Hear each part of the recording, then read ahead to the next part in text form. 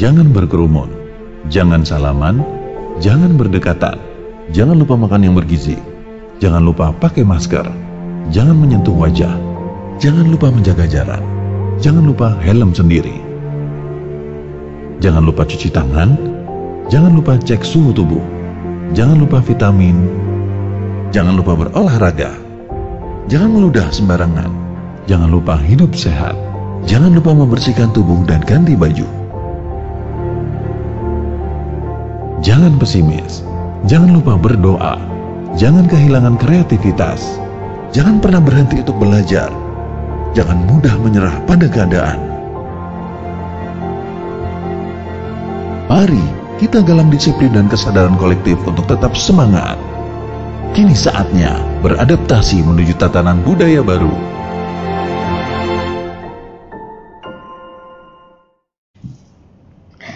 Assalamualaikum, halo Tribuners, apa kabar semuanya? Ketemu lagi di Fokus Group Discussion. Nah, kali ini Fokus Group Discussion kita kembali akan membahas mengenai COVID.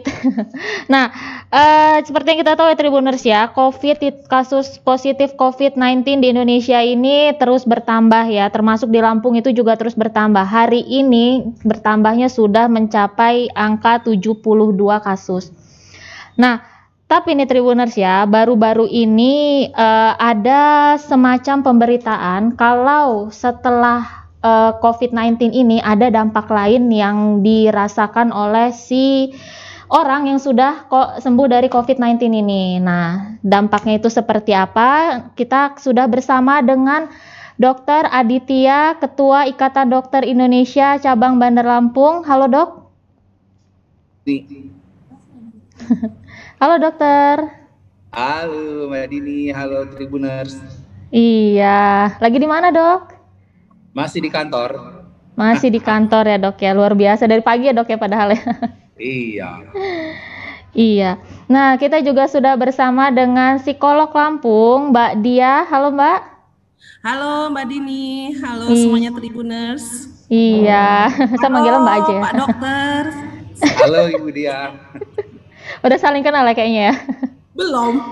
Oh, belum. Sok kenal kali. Ya, kita kan profesinya nggak beda-beda jauh ya Pak ya, jadi kenalnya di sini. Gitu. Siap. Perlu konseling juga Bu saya. Saya juga perlu pemeriksaan saya Pak. Iya. Nah, Mbak Dia lagi di mana Mbak? Oh, saya sudah di rumah Mbak. Beda dengan Pak Dokter. Nah, ini kita berbeda haluan ini kayaknya. Sama aja kayak saya masih di kantor. Iya. Gitu. Nah, hari ini kita akan membahas kembali mengenai COVID ya, Pak Dokter ya, Mbak Diah ya. Baik. Iya. Nah, ke Dokter Aditya dulu nih. Dok, ini kan kasus COVID-19 ini kan terus bertambah ya dok ya. Hari ini aja nambah 72 dok di Lampung.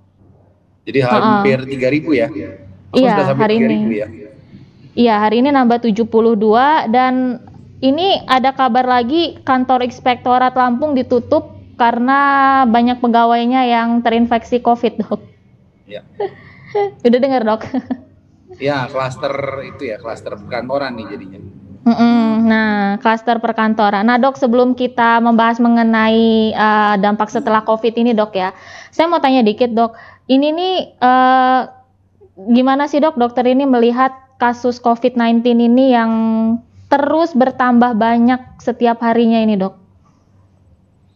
Ya, yang pertama prihatin lah ya. Jadi memang sangat khawatir. Kemudian kita juga sudah bawa belur nih Mbak Dini, terus terang saja. Rumah sakit juga sudah kewalahan kayaknya ya. Teman-teman juga pada curhat nih tempat tidur, tempat isolasi pada penuh ya. Jadi memang sesuatu yang kami takutkan sebenarnya beberapa bulan yang kita bicarakan dulu ya. Jadi kalau sampai lumpuh pelayanan kesehatan ini bahaya sebenarnya. Jadi saya nggak tahu di provinsi lain, tapi yang dirasakan terutama yang di Bandar Lampung kasusnya makin banyak. Kemudian juga sudah mulai tadi Mbak Dini bilang di kantor. Kemudian juga sebenarnya beberapa teman kami mungkin sudah dengar juga ada yang sampai meninggal kemarin misalnya ya. Ini nakes itu ya dokter, ya perawat, ya bidan, itu juga sudah mulai ada yang kena. Jadi memang ini yang benar-benar kami khawatirkan dari dulu. Jadi memang saya tidak mau menyalahkan siapapun ya, sebenarnya ini juga semua punya andil ya, masyarakat ya, kita semuanya yang memang kurang mentaati tadi yang protokol kesehatan, kemudian juga dari sisi penanganannya mungkin ya yang 3T yang belum maksimal, sehingga tidak bisa memutus rantai penyebaran COVID. Ya ini deh jadinya. Jadi mudah-mudahan ini pelajaran yang pahit, tapi memang apapun kita harus hadapi, kita harus optimis, kita bisa mengatasinya, tapi tentunya juga harus sama nih semua, masyarakat ya, pemerintah ya, tenaga kesehatannya, sudah tidak waktunya lagi untuk saling menyalahkan. Mari menghadapi masalah yang sama ini dengan bersama-sama juga, saya pikir gitu. Iya dok gitu. Jadi memang kalau melihat yang terus bertambah ini memang berarti protokol kesehatan itu mesti harus diperketat lagi ya dok ya? Harus, wajib. Iya. Nah Ibu Dia, Mbak Dia aja manggilnya. Nah Mbak Dia, apa sih ini kan kalau orang kan taunya itu kan Mbak ya, itu orang yang terkena COVID-19 ini kan dia hanya ini ya Mbak ya, hanya mengalami dari si COVID-19 itu aja, tapi sebenarnya ada dampak ke mentalnya dia nggak sih Mbak? Iya, jelas ada ya Mbak ya. Jangankan yang pasien COVID ya, orang yang tidak terkena COVID pun mereka pasti mengalami beberapa hal ya secara psikologis yang mungkin sebelumnya tidak pernah dirasakan, seperti kecemasan gitu ya, kemudian ketakutan gitu ya. Contohnya saja ketika beberapa orang yang ini kebetulan saya bercerita tentang pengalaman ini ya dari klien gitu ya. Jadi ada sampai dia itu membuka pintu saja, pintu rumahnya itu dengan kaki gitu loh. Dia tidak mau dengan tangan. Itu padahal dia tidak terpapar COVID, dan di rumah itu dia juga hidup tidak bersama dengan orang lain, artinya hanya dengan yang bantu di rumah, dan yang bantu di rumah itu pun tinggal di rumah tersebut ya. Kemudian dengan anggota keluarga yang memang sangat jarang keluar rumah. Kemudian di mobilnya itu sampai dia khusus menyediakan seperti kotak gitu ya, khusus meletakkan uang receh, sehingga kalau parkir yang ngambil itu nanti tukang parkirnya. Jadi dia nggak mau pegang uang receh tersebut gitu ya. Nah itu itu kita melihatnya bahwa orang yang tidak terpapar COVID saja bisa mengalami perubahan secara psikologis yang drastis gitu ya. Nah, apalagi pasien yang terpapar COVID. Nah, tetapi di sini balik lagi bahwa memang penanganan COVID itu kan tidak hanya dari sisi medis ya dok ya. Justru ketika seorang pasien itu sudah dinyatakan positif, bagaimana kemudian menyeimbangkan antara kesehatan mentalnya, seperti dia tidak boleh berputus asa gitu ya, harus tetap berpikiran optimis, walaupun jelas ini sangat sulit, tetapi saya rasa dengan bantuan para medis, pasien ini bisa juga dan banyak juga yang tangguh dan mampu sembuh ya dok ya. Begitu berita-berita yang kita baca. Jadi memang Mbak Dini, di sini peran keluarga dan juga para medis yang membantunya untuk sembuh ini sangat penting sekali. Salah satu hal yang tidak boleh, menurut saya yang tidak boleh putus itu adalah komunikasi. Ya, kan masih boleh bawa handphone ya dok ya, kalau di ruang perawatan ya. Nah, artinya pasien COVID ini kan sendirian ya, kecuali nanti datang perawat medis untuk memberikan obat-obatan ataupun kemudian makanan gitu ya. Tetapi dia tetap secara psikologis sepi sendiri gitu ya. Nah, dukungan-dukungan dari keluarga terdekat dan komunikasi yang tidak putus itu sangatlah membantu sehingga si pasien COVID ini tidak merasa hidup sendiri. Nah, begitu Mbak Dini.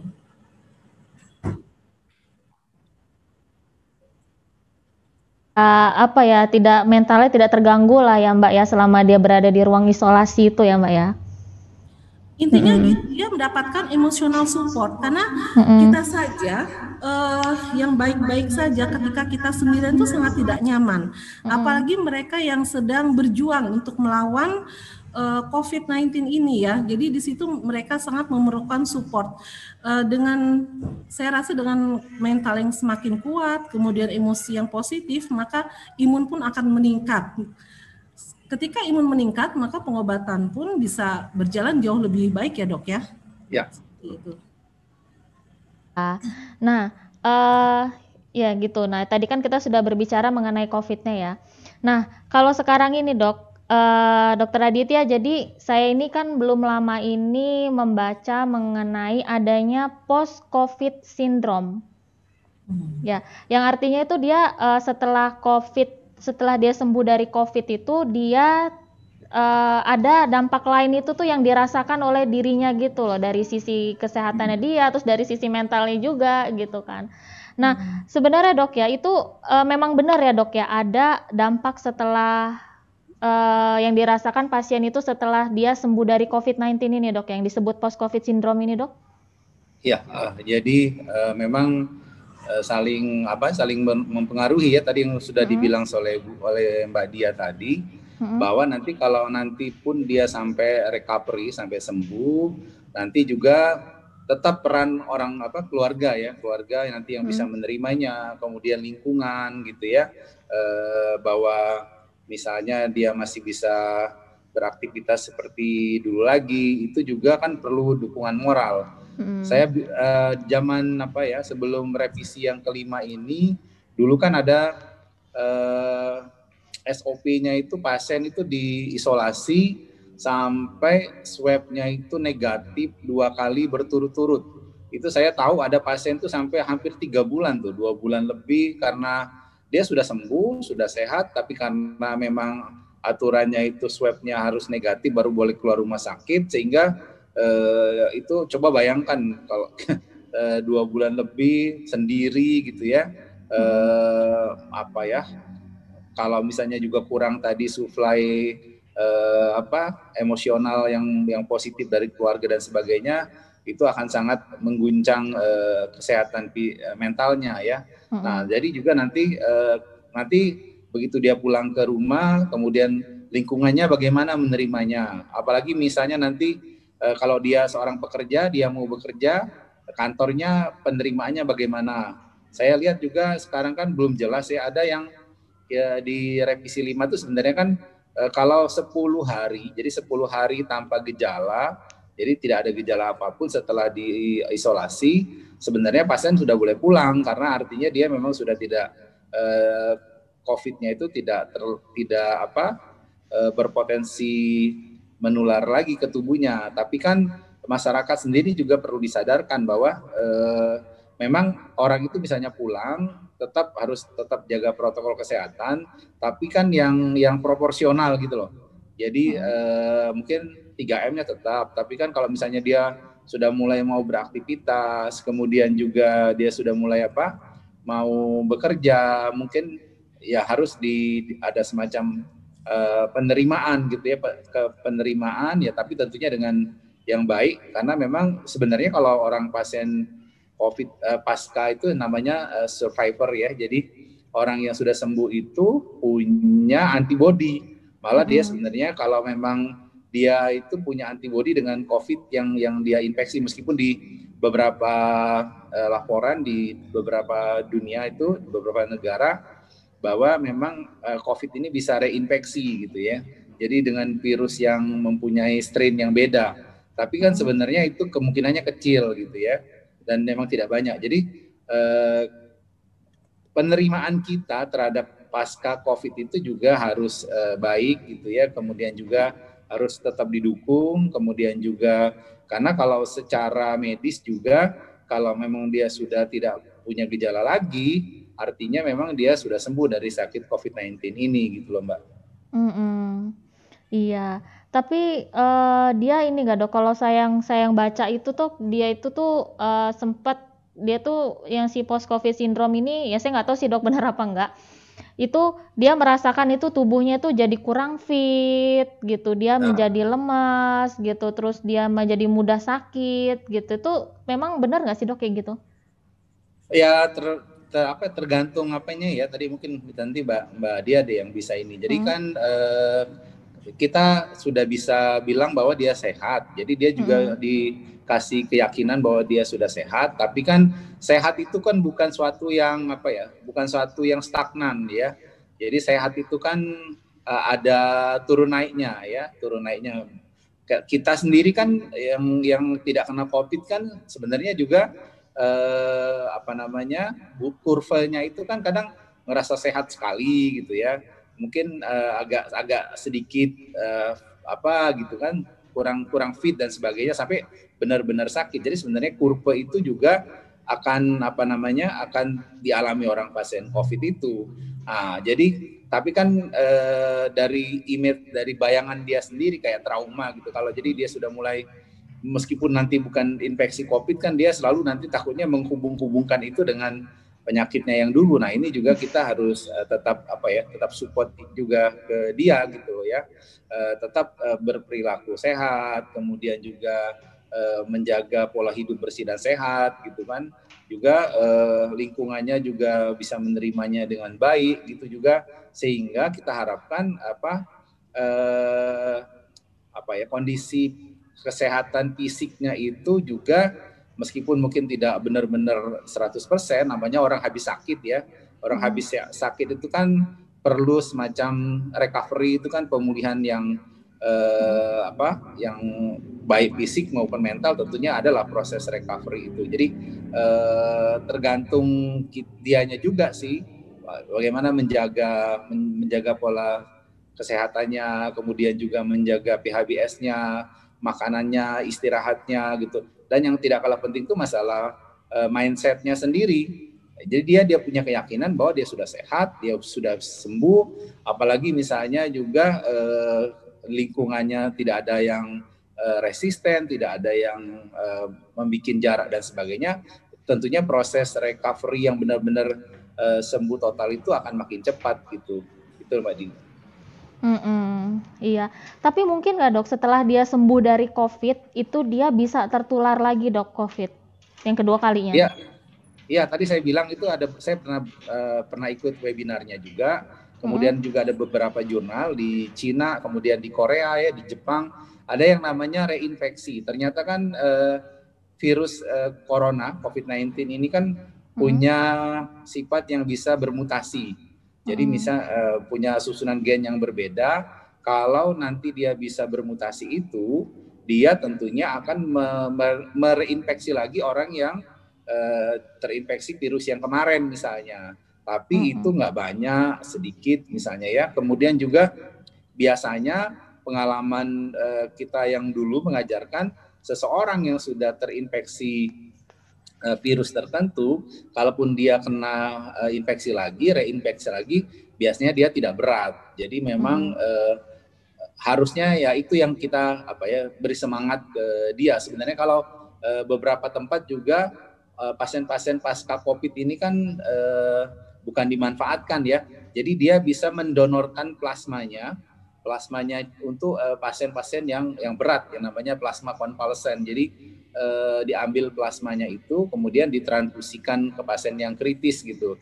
Tapi itu juga nggak boleh lama. Jadi antibodi yang paling maksimal itu 14 pasca dia infeksi dan tidak lebih dari 28 hari. Gitu. Jadi memang itu juga jadi kayak menggembirakan dia juga kan, dia jadi ngerasa senang bahwa dia bisa bermanfaat bagi pasien yang memerlukan gitu. Iya. Nah sebelum saya nanya ke Mbak Diah, Mbak, ini ternyata kita ini juga diikutin sama ada mahasiswa dari ITERA dan Hukum Unila, Mbak, yang ikut gabung sama kita ini. Ya Mbak ya dokter ya? Ya siap. Iya. Ternyata kita nggak bertiga aja Mbak, ada yang juga ikut gitu. Iya. Nah sekarang saya ke Mbak Diah ya Mbak ya. Menyinggung mengenai mental lagi Mbak. Iya. Nah, setelah dari pasien itu sembuh dari COVID-19 ini, Mbak, itu mungkin nggak sih Mbak dia mengalami mungkin gangguan mental atau gangguan psikisnya dia tadi yang mungkin seperti sudah dijelaskan dokter tadi? Ya, jadi kalau kita melihat dimulai dari seorang individu yang terpapar COVID ya, dia mengalami serangkaian respons psikologis yang bisa jadi tertekan, cemas gitu ya, kemudian ketakutan-ketakutan yang mungkin kita tidak bisa membayangkan, tetapi saya bisa merasakan cerita langsung dari teman saya, sama-sama kami di psikologi dan dia menceritakan lewat kami gitu ya, bagaimana dia mengalaminya. Di situ kami memahami bahwa dukungan-dukungan yang diberikan oleh teman-teman, kemudian saudara, keluarga itu benar-benar sangat membantu dia untuk tetap semangat bahwa dia masih punya harapan gitu ya. Nah, kemudian setelah dia sembuh gitu ya, artinya kan orang ini baru terbebas dari dalam tanda kutip pengalaman yang menyakitkan begitu ya kalau saya mengatakan, atau pengalaman yang menakutkan.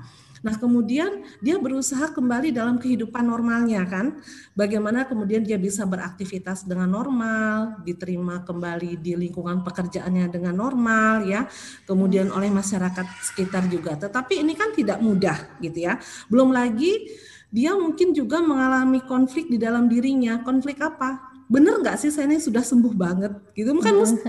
Kadang-kadang kan pertanyaan itu pasti ada ya dok ya di dalam diri pasien yang baru sembuh. Nah kemudian ketika dia tidak bisa mengerem pertanyaan-pertanyaan itu dan selalu muncul di dalam pikirannya, bisa jadi kecemasan itu menghantui kembali gitu loh.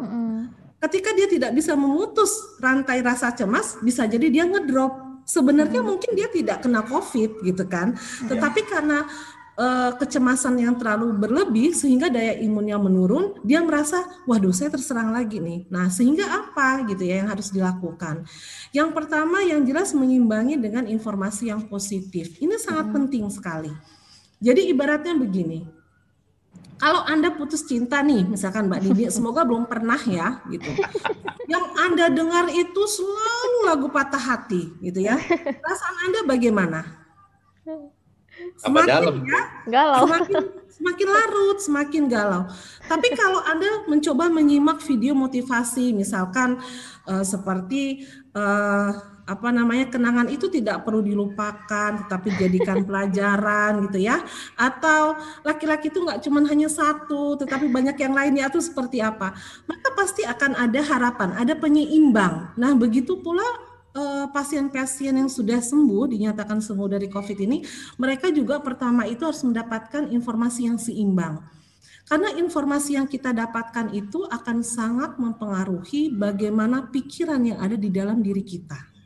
Ya, mindset kita bisa positif ketika kita mendengar banyak hal yang sifatnya positif. Kita akan mengembangkan suatu respon psikologis di dalam kognitif kita bahwa oh iya, aku tuh sebenarnya memang benar sudah sehat. Yang harus aku lakukan adalah 1, 2, 3. Nah, itu ya. Kemudian juga tidak ada salahnya refreshing gitu ya. Jadi melakukan hobi sendiri itu juga akan menenangkan. Seperti itu. Kemudian yang ketiga tadi tetap seperti yang dikatakan oleh Pak Dokter bahwa kita tetap harus 3M. Kemudian dukungan keluarga ya. Nah kadang-kadang betul nggak nih dok ya pengalaman dokter, keluarga yang menerima saja masih sangat takut gitu loh. Betul nggak kira-kira? Betul, iya benar. Ini juga ya kita tidak bisa memang menyalahkan masyarakat kita yang yang mungkin mereka itu sangat ketakutan menerima informasi yang sebenarnya mungkin informasi itu tidak sepenuhnya benar ya dok ya kalau di medsos itu. Nah tetapi karena mereka menerima itu sehingga ketika salah satu keluarganya sudah kembali tetap dikurung lama di dalam kamar, pokoknya nggak boleh keluar kamar gitu kan ya, sehingga si anggota keluarga yang baru sembuh ini pun merasa berarti saya ini belum sehat benar ya. Nah itu jadi bagaimana penerimaan anggota keluarga itu juga akan menopang kekuatan psikologis pasien ini gitu loh. Sehingga diharapkan bahwa mereka itu keluar dari rumah sakit lebih sejahtera psikologisnya dibandingkan di dalam rumah dibandingkan ketika mereka masih dirawat, atau jangan-jangan sebaliknya gitu ya. Jadi mereka masih perlu waktu untuk menyesuaikan diri sehingga mereka lebih sejahtera gitu psikologisnya. Nah intinya adalah mungkin di sini juga sekaligus kita memberikan informasi kepada masyarakat gitu memang ya, apa sih yang harus kita lakukan ketika kita tahu bahwa tetangga kita terkena COVID tapi mereka sudah sembuh. Nah, seperti itu dengan tetap menjalankan protokol 3M tersebut. Iya, iya sih Mbak, memang ya Mbak ya, dokternya memang tidak bisa dipungkirin ya, memang kalau sudah ada yang pernah terkena COVID terus sembuh, itu memang masih ada sih masyarakat itu, warga gitu yang takut gitu loh untuk bergaul dengan dia, takut dengan apa ngedeketin dia gitu kan. Karena mereka pikir jangan-jangan ini masih ada gitu loh, COVID itu masih ada di tubuhnya dia, dan akhirnya malah ada yang dijauhin. Itu malah seperti kayak gitu nggak boleh ya. Ya, mungkin gini Mbak Dini, sorry, izin ya. Dari pertama itu kita jangan menstigma si pasien COVID ini ya. Siapapun bisa kena loh. Levelnya Donald Trump saja, kalau mau jujur kan, istilahnya presiden yang dijaga segala macam ya bisa kena. Olahragawan di Eropa juga banyak ya. Di Indonesia ada menteri, ada wali kota, ada gubernur, apalagi cuma rakyat biasa misalnya ya. Artinya tuh ya itu kita berdamai dengan itu dulu deh. Jadi ini bukan suatu aib gitu yang harus ditutupi, tapi juga yang kita juga tidak boleh juga sembarangan. Jadi kalau istilahnya kita itu ya, kita nggak boleh lalai dengan COVID, tapi juga nggak boleh lebay gitu loh. Jadi proporsional lah ya.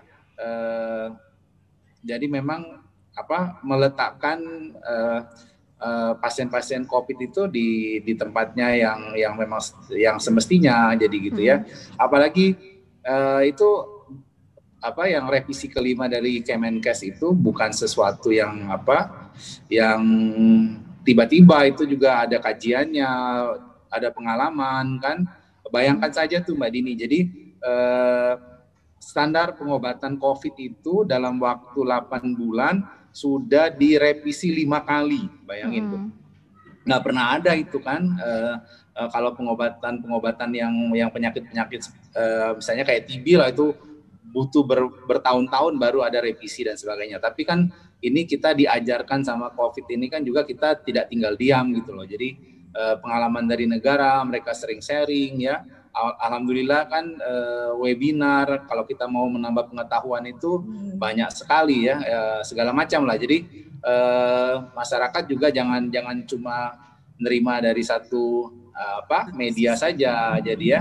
Jadi juga kita harus literasinya juga banyak lah. Jadi jangankan level masyarakat, kadang-kadang mohon maaf saya sebut saja, di anggota kami di ID sendiri, dokter-dokter yang apa benar tah misalnya begitu ya, masih ada juga sih ya, yang cuma kan kalau kita yang kayak seperti saya yang tiap hari menerima sampel, yang memeriksa, waduh kok masih ada anggota saya yang masih meragukan, ini kan jadi aneh juga. Karena kan begini, COVID ini perlu kebersamaan sekali. Jadi kalau ada saja bagian masyarakat yang abai, yang tidak peduli, itu membahayakan masyarakat yang banyak gitu loh. Jadi memang tidak gampang sekali lagi, tapi kan kita juga tidak boleh nyerah. Jadi memang edukasi, sosialisasi seperti yang kita lakukan seperti ini tidak boleh berhenti gitu loh. Karena nanti kalau cuma dapat berita-berita yang tidak benar terus diyakini, nah itu kan apalagi yang diyakini itu tidak benar, tidak pada tempatnya gitu ya.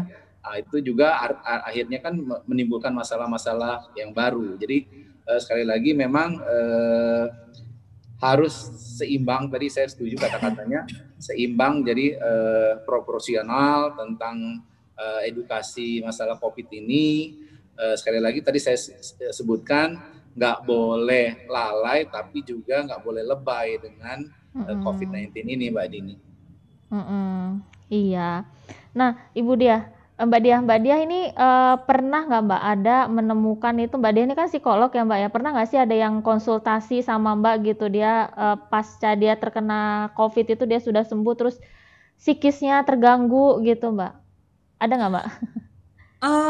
Kalau pasca COVID tidak, saya belum mendapatkan hal seperti itu. Tetapi kalau dia merasa dia kena COVID, iya. Banyak. Jadi dia itu mengalami batuk pilek gitu ya. disertai dengan demam gitu kan. Memang kalau saya lihat kan ini balik lagi ya ke karakter kepribadiannya juga. Jadi kalau orang-orang yang memang sudah dia memiliki kecenderungan pencemas gitu ya, maka apapun yang datang pada dirinya walaupun itu belum pasti dia akan cemas gitu loh. Nah, apalagi kalau ditambah dengan gejala yang mungkin hampir sama, tambah cemas lagi gitu ya. Terus saya katakan gitu, saya tanya sudah ke dokter apa belum gitu ya. Sudah, terus apa katanya? Sudah dites rapid tidak reaktif gitu ya, 2 kali gitu padahal. Terus saya tanya, terus saya bilang begini, saya menerima ibu saja, saya tidak takut gitu. Terus alasan apa ibu merasa takut bahwa ibu terkena COVID, sedangkan dokter sudah mengatakan bahwa beliau tidak terkena COVID gitu ya. Jadi memang untuk orang-orang yang seperti ini kita harus mengajak dia untuk berpikir ke arah positif dan mengkonfrontasi pikirannya seperti itu. Jadi apa yang dipikirkan itu memang tidak benar seperti itu ya. Namun juga mungkin begini. Kita ini tidak menutup bahwa serangkaian kejadian itu menimbulkan sebuah respon psikologis. Jadi kalau di dalam istilah psikologi itu juga ada yang namanya kekebalan sistem perilaku gitu ya Dok ya, Mbak Dini. Jadi ketika kita mendapatkan sebuah fenomena atau kejadian tertentu, itu ada kecenderungan kita lebih baik kita menghindari, aman daripada kita terlanjur masuk lah gitu loh, bahasa umumnya seperti itu. Nah sehingga kecenderungan perilaku kita itu kan akhirnya menjadi sesuatu yang tanpa yang sebelum tidak pernah kita lakukan itu muncul spontan kita lakukan. Contoh misalkan cuci tangan saja ya. Kalau kita lihat dikit-dikit ada orang masuk mana toko dicuci tangan karena disediakan. Padahal sebelumnya dia aja mungkin makan nggak cuci tangan gitu. Atau dia selalu ngantongin hand sanitizer. Dikit-dikit nanti dia mau apa pakai, dikit-dikit apa mau pakai. Nah itu jadi sistem kekebalan perilaku itu dikembangkan juga tanpa kita sadari ya oleh masyarakat kita. Nah tadi seperti yang dokter katakan jangan lebay. Nah lebaynya dari sistem kekebalan perilaku ini adalah sampai tadi saya berikan contoh. Salah satu klien saya sampai dia mau menutup pintu saja dia harus pakai dengan kaki. Ketika ada paket datang, paket itu harus ditaruh di pagar, didiamkan dulu, nanti disemprot dengan semua hal dulu, dan dia pun nggak mau ngambil. Yang harus ngambil itu adalah yang bantu di rumahnya dulu. Pokoknya harus steril banget lah. Sampai segitunya ini benar Dok gitu ya.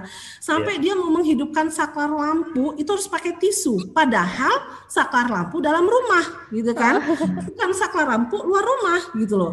Nah akhirnya dampaknya itu adalah orang yang tinggal bersama dia.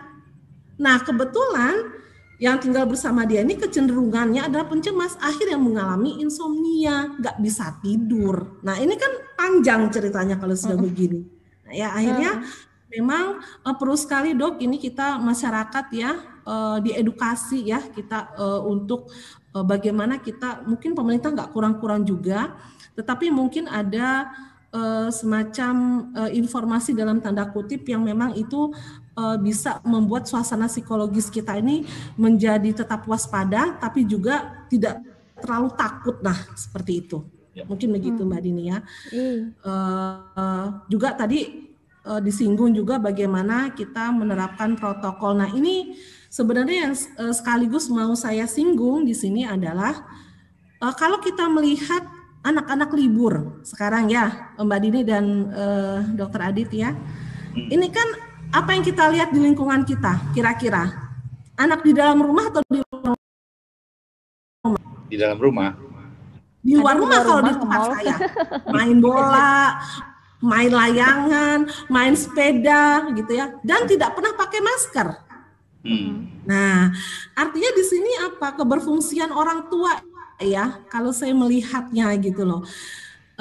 Tetapi kalau orang tuanya saja tidak memberikan model bahwa saya harus pakai masker gitu kan, bagaimana anaknya juga mau ikut. Dan ini banyak loh Dok kita jumpai di kampung, di tempat-tempat yang memang ada wisata kulinernya gitu loh. Coba diobservasi, betul ya.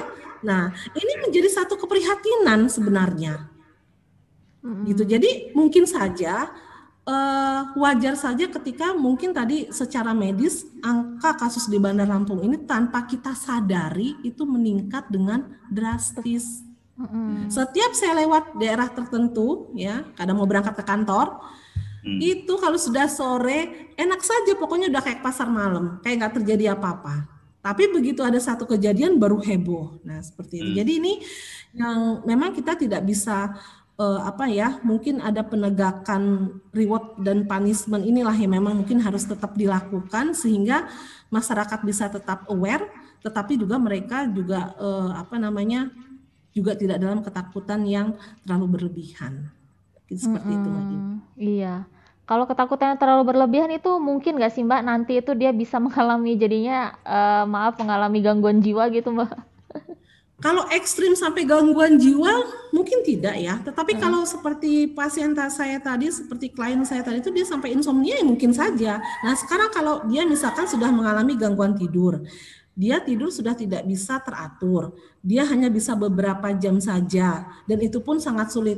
Pasti larinya ke gangguan fisik kan, mungkin dia punya asam lambung yang tinggi, dia punya tekanan darah tinggi, akhirnya menjadi kambuh.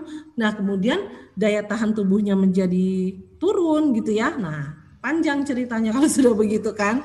Nah artinya memang sekarang ini mungkin kita memang harus melepaskan apa yang tidak perlu kita pikirkan terlalu berat dan mencoba untuk hidup bahagia. Sepakat ya dok ya? Ya. Hidup bahagia tapi tetap dengan prokes ya Mbak ya. Ya dengan tetap protokol ya.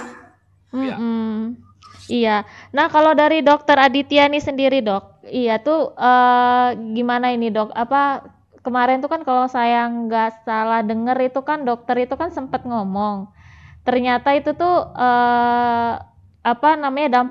dampak COVID ini nih bukan hanya dirasakan oleh pasien, tapi ada juga ke dokternya sudah mulai ada yang mengalami mungkin ya dia ya stres gitu dok ya.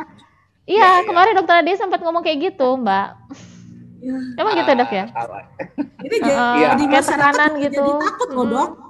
Dokter aja bisa kena nih katanya, apalagi kita ya. Nah itu bagaimana tuh dok? Nah itu. Jadi memang kami kemarin ikut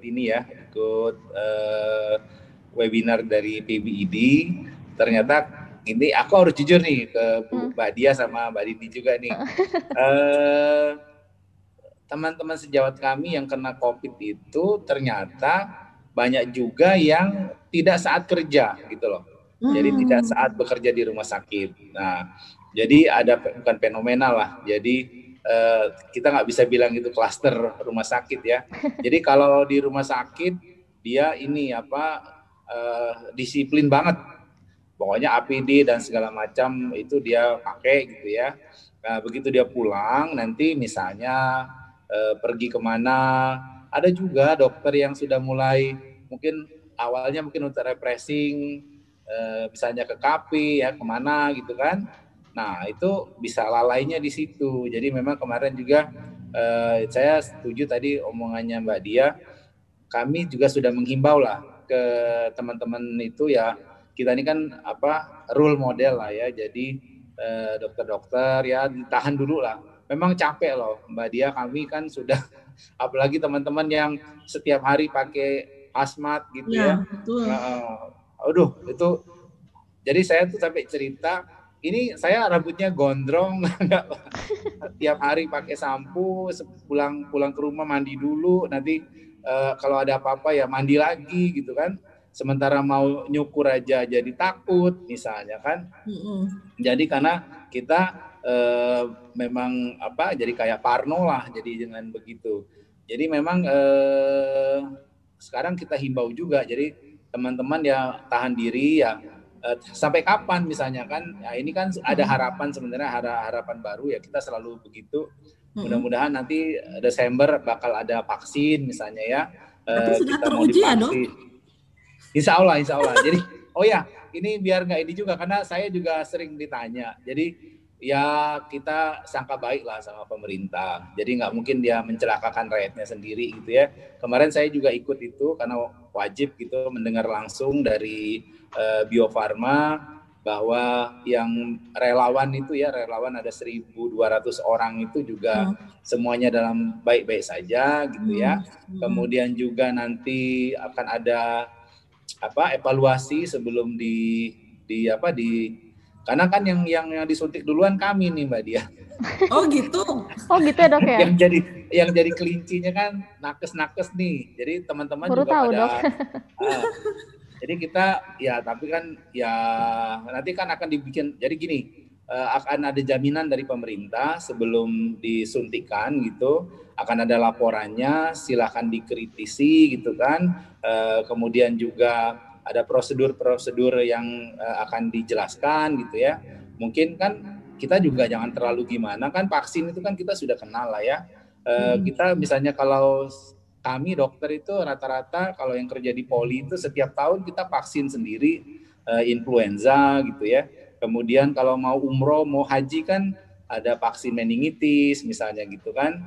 Ya ada vaksin-vaksin yang lain lah. Jadi sebenarnya juga kenapa kita nggak terlalu mempersoalkan itu, jadi malah sisi jeleknya saja yang kadang kan kita sering dapat tadi informasi-informasi yang dari macam-macam itu. Jadi nanti kita dengarkan sendiri apa yang sudah dikerjakan oleh Bio Farma misalnya, karena kita yang akan divaksin duluan, kita akan dijelaskan kira-kira efek samping atau kalau divaksin itu namanya KIPD ya, kejadian ikutan pasca divaksin misalnya. Kita juga dikasih apa yang harus dilakukan misalnya. Jadi akan lengkap lah.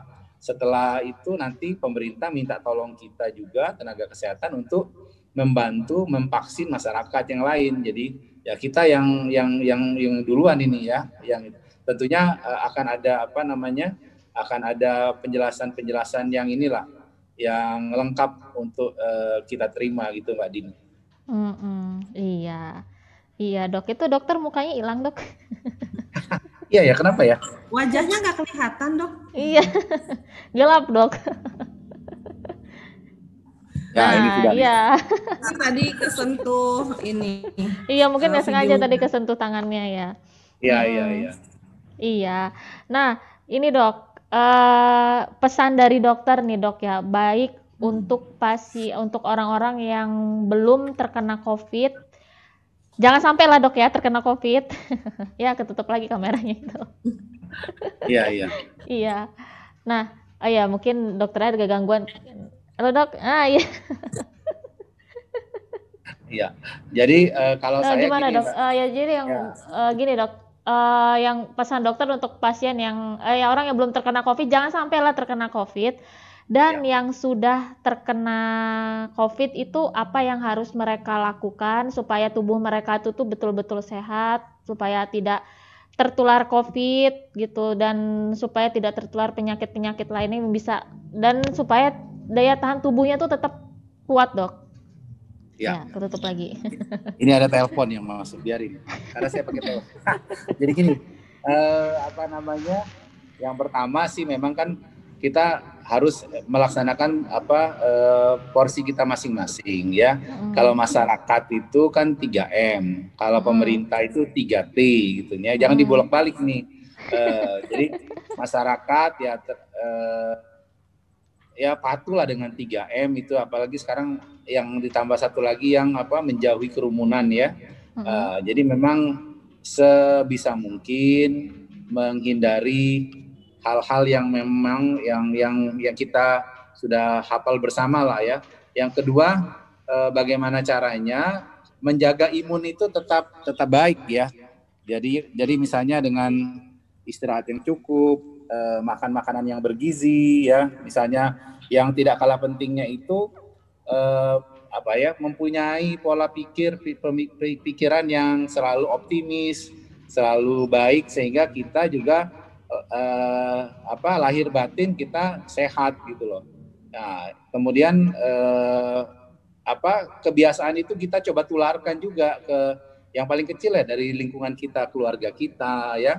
Kemudian mungkin juga lingkungan sekitar kita, bagaimana caranya kita sama-sama menjaga itu makin banyak yang mau begitu gitu loh. Nah, itu kan tentunya kita harus nyontoin dulu Kemudian yang terakhir ya mungkin ya kita menguatkan ya kita yakinlah sebagai orang yang beragama selalu bermunajat, selalu bermohon kepada Allah, bagaimananya kita yakin bahwa kita tidak akan dikasih sesuatu yang melebihi kapasitas kita ya. Dengan begitu ya kita juga jadi tidak terlalu jauh mikirnya ya. Kadang-kadang kami yang dokter aja nggak sampai, kalau sudah sampai rumah deh udahlah lepaskan aja semua ya segala macam gitu, besok bangun tidur ya balik lagi membangun rasa optimis lagi gitu kalau sudah. Jadi memang ya harus begitu ya. Ini insya Allah yakin insya Allah bisa. Itu Mbak Dini insya Allah. Iya. Nah, kalau dari Mbak Diah nih, gimana sih caranya? Tadi kan dokter kan bilang tuh harus bisa terus membangun optimis, jangan stres gitu. Karena katanya kalau stres itu bisa nurunin imun tubuh ya, Dok ya? Ya, betul. Nah, gimana nih dari Mbak Diah nih supaya kita tidak mudah stres, supaya tetap optimis itu gimana ini? Oke, mungkin ini dulu ya Mbak Dini ya. Kalau saya melihatnya bahwa mungkin menambahkan sedikit bahwa yang pertama itu kita memang harus tetap menerapkan gaya hidup sehat, seimbang fisik dan psikologis ya. Hidup sehat kalau secara fisik mungkin kita berolahraga dengan cukup, istirahat dengan cukup gitu ya. Kemudian secara psikologis mengurangi konflik internal gitu ya. Kemudian kita juga lebih untuk meminimalisasi berpikir yang berat-berat. Nah, permasalahannya ini sekarang banyak juga karena COVID ini, permasalahan keluarga ini muncul gitu ya. Karena seiring dengan intensitas waktu yang sangat tinggi, kemudian pola hidup yang berubah, pola perilaku yang berubah gitu ya Dok ya. Nah, ini menjadi satu tantangan tersendiri. Nah, mungkin ini akan dibahas di lain segmen lah ya, Mbak Dini, karena itu juga menarik. Bagaimana menciptakan keselarasan dan semakin mengenal pribadi saat pandemi COVID dalam keluarga ya, itu. Kemudian yang kedua adalah tetap menjalin komunikasi dengan orang-orang yang bisa memberikan dampak positif dengan diri kita gitu ya. Kemudian yang ketiga adalah masukkan informasi yang seimbang. Kan kalau kita lihat, walaupun memang betul ada berita peningkatan jumlah pasien COVID, tapi kan juga banyak juga yang sembuh. Nah, itu harus diselaraskan gitu ya. Bahkan lebih banyak yang sembuh daripada yang kemudian memang karena situasi tertentu atau kesehatan mereka yang kurang baik, mereka tidak mampu bertahan. Nah, ini juga harus sebenarnya informasinya juga tidak boleh terputus gitu loh. Karena rata-rata yang tidak bertahan itu yang memang memiliki riwayat kesehatan yang buruk ya Dok ya. Saya pernah mengikuti webinar begitu. Nah seperti itu. Sehingga ini juga informasinya harus berimbang. Kemudian juga fokus kepada hal lain yang lebih membuat kita senang daripada nongkrongin medsos yang kemudian isinya nggak jauh-jauh seputar COVID ya. Ya mungkin berkebun, membaca, memasak itu sangat menyenangkan ya. Kemudian memancing gitu ya. Nah kemudian juga ini khusus untuk para orang tua gitu ya. Juga memberikan pengetahuan, wawasan kepada anak-anak dalam tanda kutip bukan menakut-nakuti, tetapi bagaimana agar mereka bisa memunculkan perilaku sehat dan waspada gitu. Bukan nakut-nakuti, karena beda. Kalau menakut-nakuti, awas ya kamu, pokoknya nggak boleh keluar rumah, nanti ada COVID, nah, kan begitu. Kalaupun mau ngajak ke warung, boleh, ayo kita pakai masker, kan begitu. Nggak mungkin juga anak itu selama masa nggak sekolah kemudian nggak pernah keluar rumah. Itu juga sebenarnya nggak bagus bagi mereka. Karena anak itu kan mereka butuh ekspresi ya, ruang ekspresi, mengeluarkan tenaga, energi gitu. Pada akhirnya ketika di dalam rumah ada muncul masalah ini yang baru, gadget ya. Nah akhirnya kecanduan gadget. Berjam-jam di depan HP gitu ya. Kemudian juga yang terakhir sama dengan dokter ya, selalu memunculkan harapan dan optimisme. Apalagi sekarang kita pemerintah sedang berupaya keras ya untuk membuat sebuah vaksin yang betul tidak mungkinlah vaksin itu akan digulirkan kalau memang belum benar-benar teruji. Terlepas dari berita yang pasti ada berita positif dan negatifnya ya Dok ya, kita harus tetap merespon dan menyambut baik kerja pemerintah yang luar biasa yang sudah mereka berupaya keras gitu ya untuk bisa memberikan yang terbaik bagi masyarakatnya. Nah, salah satu hal yang bisa kita munculkan di dalam optimisme diri kita adalah membangun mindset yang positif. Dari apa? Balik lagi.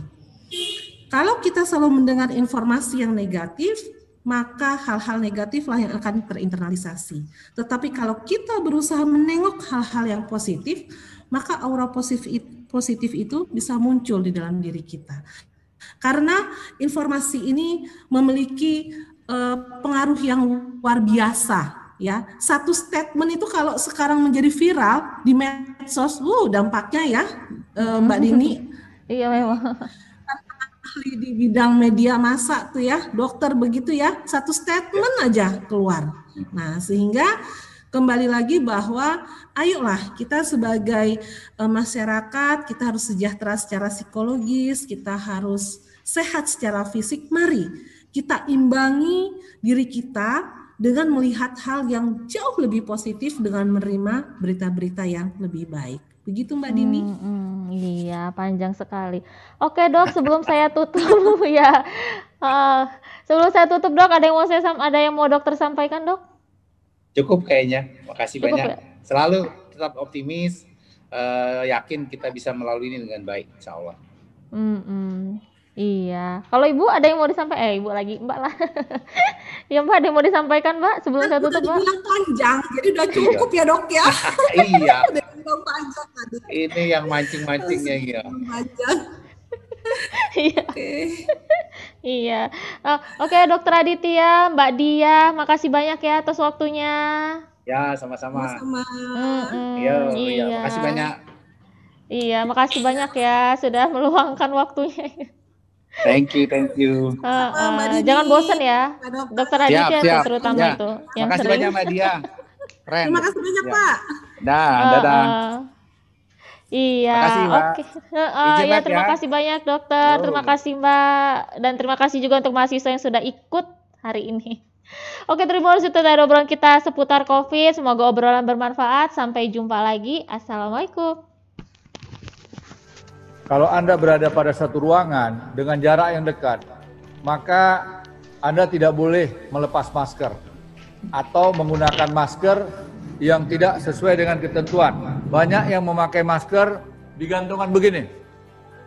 Saya kalau menggunakan masker seperti ini, maka masker ini sudah akhir dan saya tidak boleh lagi menggunakan. Saya harus memotongnya dan membuangnya. Saya harus menggunakan masker yang baru dengan cara mengambil yang benar dan memasang kembali yang benar.